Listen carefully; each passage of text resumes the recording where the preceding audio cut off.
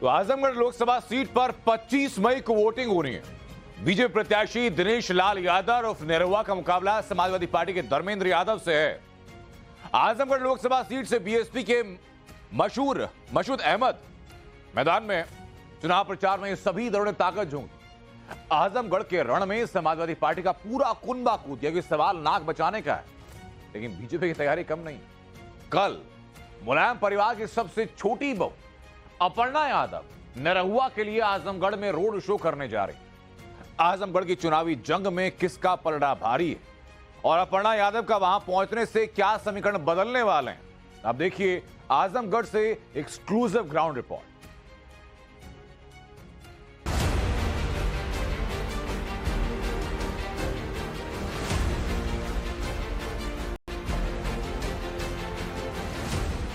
दो 2024 में आजमगढ़ का सांसद कौन? भारतीय जनता पार्टी के दिनेश लाल यादव या फिर समाजवादी पार्टी के धर्मेंद्र यादव? ये मोदी का जमाना आ गया है जहां सांसद चाहे कोई भी कार्यकर्ता हो धरातल पे रह के काम करता है। हम लोग काम करते हैं, जनता हमको रोज देखती है कि जनता के बीच में है। तो इनके लिए मैंने बहुत पहले ही कह दिया था कि अवते चुनाव फिर आएगिला नेताजी, अब बन के बहुरूपिया दिखाएगिला नेताजी। कलाकार हैं तो जहां से आए थे कला के वहीं जाएंगे, क्योंकि राजनीति की गंभीरता को उन्होंने समझा नहीं। समझा होता, हालांकि लोगों ने मौका दिया था, तो ये नहीं कहते कि बेरोजगारी दूर करना है तो बच्चे पैदा न करो। ये नहीं कहते कि विधि का विधान भी मैं बदल दूंगा। ये जो अधजल गगरी छलकने का है जो ना, तो जनता नहीं पसंद करती। यूपी के आजमगढ़ सीट पर दो यादवों में फिर से छिड़ी है लड़ाई। एक तरफ है भोजपुरी सिंगर और एक्टर निरहुआ, तो दूसरी तरफ है अखिलेश के भाई। आजमगढ़ की जनता को तय करना है कि उनका संसद में नुमाइंदा कौन होगा। जब इनको आजमगढ़ पहले मौका मिला था तो इन्होंने क्या किया था? आजमगढ़ को आतंक का गढ़ बना दिया था।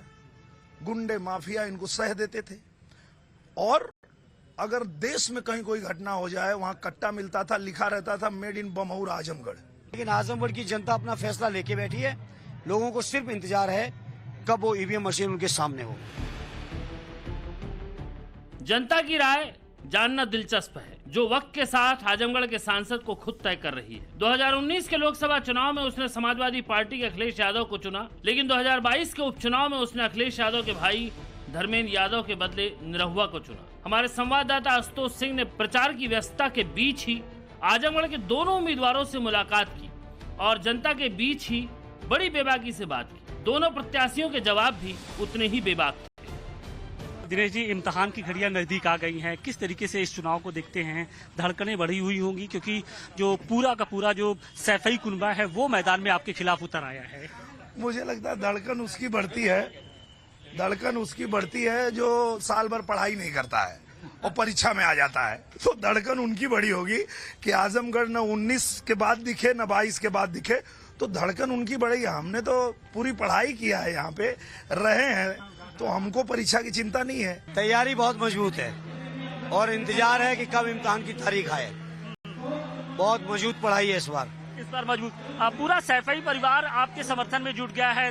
पूरे प्रदेश भर के लोग आपके समर्थन में यहाँ पहुँचे हुए हैं। आजमगढ़ की सीट कितना महत्वपूर्ण है खासतौर से आपके परिवार के लिए? बहुत महत्वपूर्ण है। जिस क्षेत्र को सदैव नेताजी ने अपने दिल की धड़कन समझा हो, स्वाभाविक है समाजवादियों के लिए वो सीट बहुत महत्वपूर्ण है।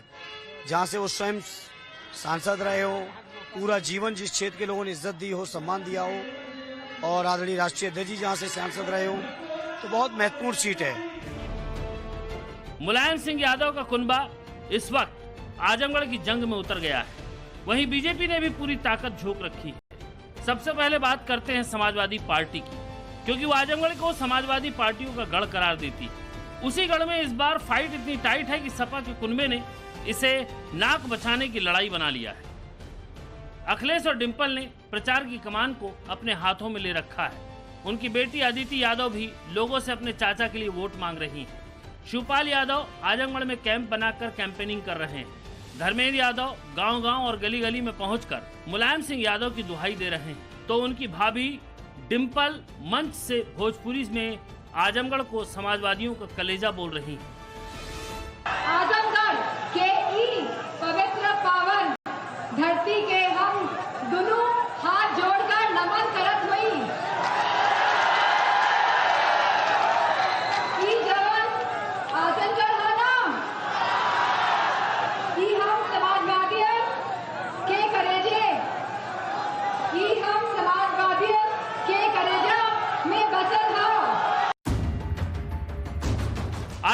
25 मई को वोटिंग होनी है। मतदान करीब आते ही सपा का पूरा कुनबा चुनावी रण में कूद गया है।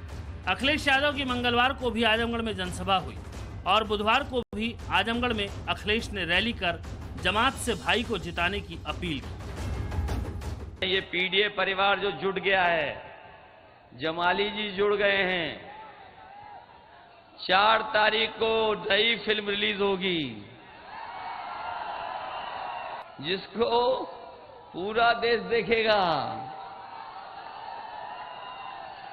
जो भाजपा वाले बड़ी बड़ी बातें कर रहे हैं, ये ढूंढे जाएंगे भाजपा वाले कि कहां है भाजपा वाले।